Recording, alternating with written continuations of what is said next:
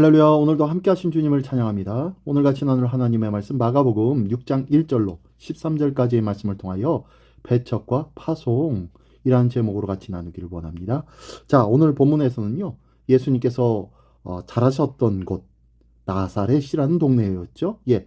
그곳에서 말씀을 가르치시고 또한 기적도 베풀어 주셨습니다. 그런데도 불구하고 고향 사람들은 예수님을 배척하고 있네요.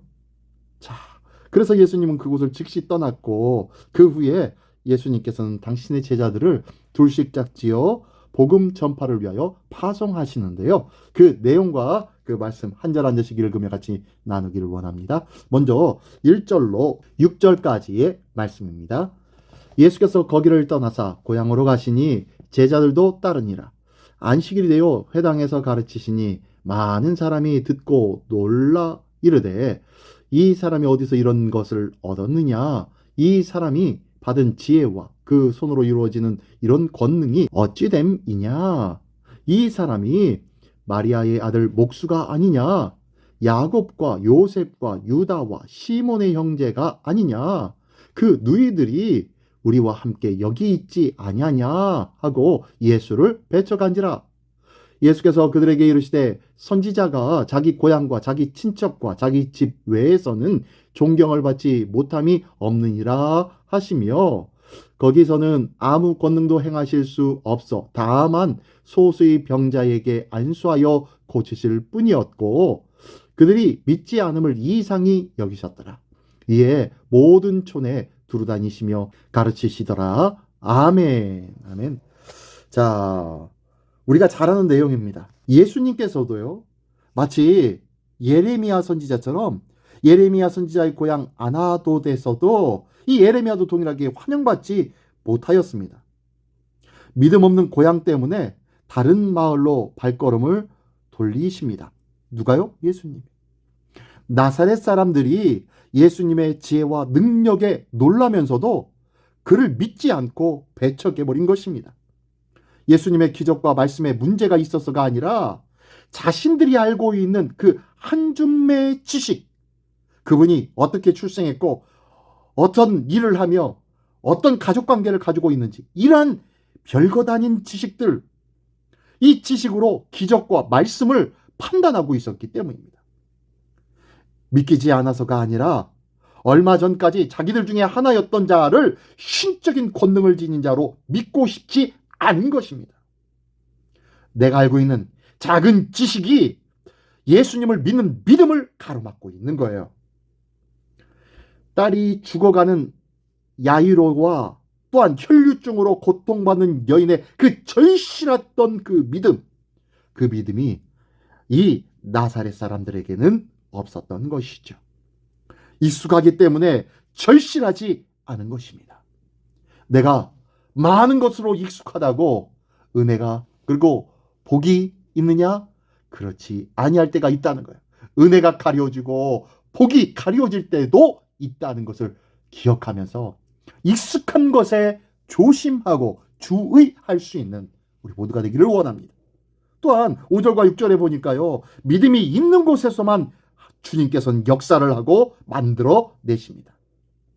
믿음 없는 곳에서는 권능을 행하실 수 없다고 마치 예수님의 능력에 한계가 있는 것처럼 과장하여 표현할 만큼 믿음 앞에서만 당신의 능력을 나타내시며 반응해 보여 주셨다는 거예요. 그렇다면 지금 내가 구할 것은 하나님의 능력이 아니라 그 전에 나의 믿음의 회복이 더 필요한 것입니다. 내게 믿음이 있을 때에 우리 주님의 크신 능력은 우리의 믿음 가운데 역사하고 새롭게 하며 변화시켜 주실 줄 믿습니다. 이 귀한 믿음에 우리 모두가 되시기를 예수님의 이름으로 축원합니다. 자, 계속해서요. 7절로 13절까지의 말씀입니다. 12 제자를 부르사 둘씩 보내시며 더러운 귀신을 제어하는 권능을 주시고 명하시되 여행을 위하여 지팡이 외에는 양식이나 배낭이나 전대의 돈이나 아무것도 가지지 말며 신만 신고 두 벌 옷도 입지 말라 하시고 또 이르시되 어디서든지 누구의 집에 들어가거든 그곳을 떠나기까지 거기 유하라. 어느 곳에서든지 너희를 영접하지 아니하고 너희 말을 듣지도 아니하거든 거기서 나갈 때에 발 아래 먼지를 떨어버려 그들에게 증거를 삼으라 하시니 제자들이 나가서 회개하라 전파하고 많은 귀신을 쫓아내며 많은 병자에게 기름을 발라 고치더라. 아멘. 12제자를 우리 주님께서 둘씩 짝지어 보내어 주십니다. 그런데요, 그렇게 보내시면서 뭐라고 말씀하시냐면 양식이나 주머니에 동전, 두벌롯 뭐 이런 것들 여행에 필요한 그 필수품들을 챙기지 말라고 하십니다. 그만큼 복음 전도가 시급하다는 뜻이지요. 또 하나님이 이런 식으로든 또 하나님이 어떤 식으로든 채워주실 것이니 오직 하나님을 신뢰하라는 믿으라는 당부의 말씀인 것입니다. 생계가 중요하지만 생계에 매여서 맡겨주신 그 사명을 망각하거나 변질시키지 말아야 한다는 것입니다. 오늘 주님은 나에게도 믿고 맡겨보라고 말씀하고 있지 않으십니까? 그 음성을 들으면서 주님, 내 믿음 주님 앞에 온전히 맡기며 주님만을 의지합니다 라고 고백하며 주의 십자가만을 견고하게 붙잡는 우리 모두가 되시기를 예수님의 이름으로 축원합니다. 그리고 10절과 11절에 보니까요, 복음과 전도자를 환영하는 이들도 있겠지만 예수님이 고향에서 당하신 것처럼 거절하는 자, 그들을 배척하는 자들도 있었다는 거예요.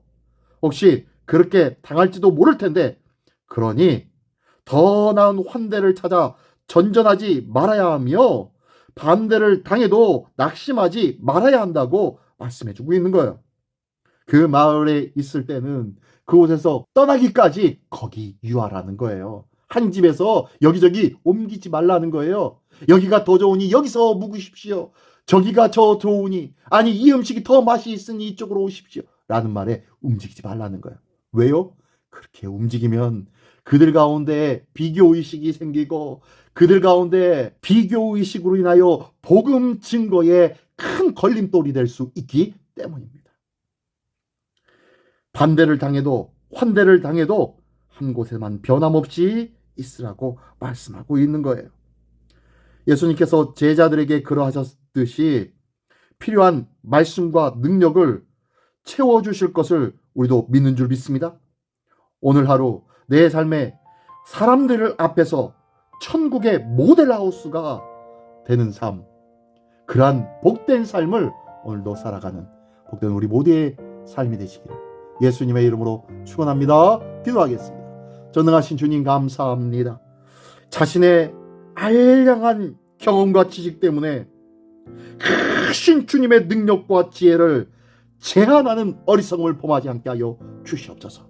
또한 주님 주신 은혜를 처음부터 끝까지 지속하며 감사하며 그 일들 속에 은혜롭게 감사를 누리는 자 되게 하옵소서. 하나님의 은혜를 더욱더 풍성히 증거하고 전파하는 자 되게 하여 주시옵소서. 오늘도 더 크신 하나님의 은혜가 우리 삶에 풍성할 줄 믿사오며 예수 그리스도의 이름으로 감사하며 기도드리옵나이다. 아멘.